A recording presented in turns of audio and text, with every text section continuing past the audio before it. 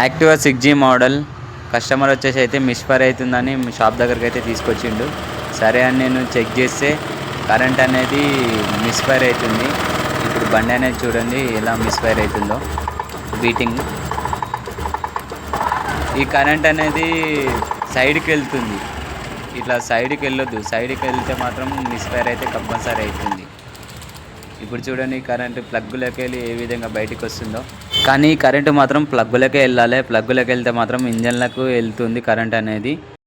చూడండి ఈ ప్లగ్గులున్న థ్రెడ్డింగ్ మాత్రం ఇరగడం వల్లనే ఈ ప్రాబ్లం అంతా వచ్చింది. ఈ థ్రెడ్డింగ్ వల్లనే ఇదంతా. ఈ థ్రెడ్డింగ్ చూడండి ఎలా ఇరిగిపోయిందో. ఇదైతే ఈ ప్లగ్ అయితే పాతది. ఇది ఇప్పుడైతే కొత్తది మీకు చూపిస్తా. ఈ కొత్తదైతే ఇగో ఇలా ఉంటుంది లోపట. ఈ థ్రెడ్డింగ్ దానికే ఉంటుంది. ఈ ఒక్క ప్రాబ్లం అని కాదు, ఏ వెహికల్ ప్రాబ్లం అయినా సరే వీడియో ద్వారా మీకు చూపిస్తా. ఈ వీడియో మీకు నచ్చినట్టయితే ఒక లైక్ వేయండి. కొత్త వాళ్ళైతే సబ్స్క్రైబ్ చేసుకోండి. ఈ వీడియో అందరికీ షేర్ చేయండి. అందరికీ అనేది యూజ్ అవుతుంది. ప్రాబ్లం అయితే సాల్వ్ అయిపోయింది ఇప్పుడు.